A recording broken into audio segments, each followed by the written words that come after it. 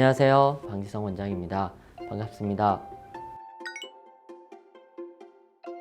생길 수 있겠죠. 이게 스트레스랑 연관도 있고 호르몬이랑도 연관이 있고, 이게 범발성 탈모, 몸에 털이 다 없는 그런 탈모 증상에선 당연히 나타나고, 가끔 그 부위만 조금 털이 어릴 때부터 적었다는 분이 있는데, 이제 그런 경우에 사실 호르몬과의 어떤 연관성을 많이 얘기를 해요. 제가 진료를 보셔야 되고 호르몬 검사를 해서 뭔가를 찾아내야 된다 말씀드리고, 이제 그런 케이스를 제외하고 그냥 좀 털이 적다, 미용적으로 내가 좀 속상하다, 보통 그런 경우에 어떤 사연이 있어요. 힘든 일을 겪고 나서 털이 빠졌다고 하는 경우가 있었고, 그리고 좀 습관적으로 발모벽이라고 그래요. 털을 이렇게 뽑는 분들이 있는데, 머리털 이렇게 해서 옆에 뽑는 분도 있고, 여기랑 그렇게 뽑는 분들이 있더라고요. 그래서 뽑고 나니까 안 났어요 하는 분도 좀 있고요. 재미삼아 이렇게 면도하거나 거기를 이렇게 불로 태우거나 이렇게 하는 장난을 치는 경우가 있더라고요. 그렇게 하다 보니 거기가 이렇게 털이 없어진 경우가 본 적이 있죠. 이식해달라고 부탁하신 경우도 있었고요.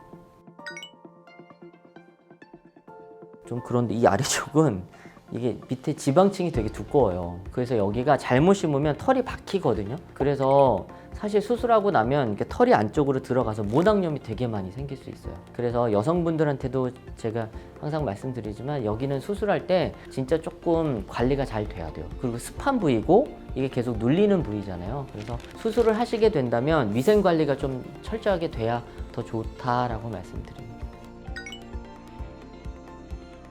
마취는 똑같이 해요. 국소 마취해서 주변을 이렇게 테두리 마취를 한 다음에 감각이 생각보다 금방 떨어지거든요. 그쪽에 이제 감각이 떨어지면 결을 따라서 이제 이식을 하게 되고, 이 결이 생각보다 사람마다 많이 다르거든요. 그래서 그쪽 원래 가지고 계신 털의 모양 방향을 맞추는 경우도 있지만, 이제 빈모증이나 무모증의 경우에는 또 자기가 원하는 모양이 있는 경우가 있고, 특히나 마음에 안 들어서 뽑았다, 이런 분들은 결대로 심는다 그러면 별로 만족이 안 돼요. 그래서 이제 그런 분들한테는 사진을 요구하는 경우가 많죠. 어떤 디자인, 어떤 모습으로 심어 드릴까 해서 그렇게 많이 했었죠.